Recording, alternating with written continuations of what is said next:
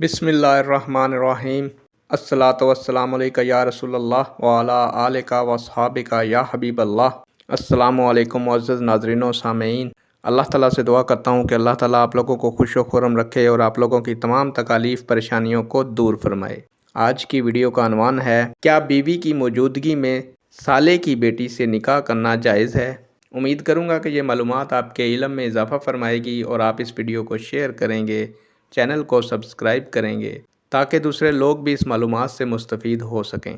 बढ़ते हैं वीडियो की जानिब। प्यारे दोस्तों, इस्लाम में कोई भी शख्स अपने साले की बेटी से बीवी की मौजूदगी में निकाह नहीं कर सकता, यानी दोनों को एक ही निकाह में जमा नहीं कर सकता। इसलिए ज़रूरी है कि पहली बीवी को तलाक हो जाए या उसका इंतकाल हो जाए। इसके अलावा कोई दूसरी सूरत नहीं है। नेक दुआओं के साथ आपसे इजाज़त चाहूँगा। अल्लाह ताला आपका और मेरा हामी और नासिर हो। अल्लाह हाफिज़।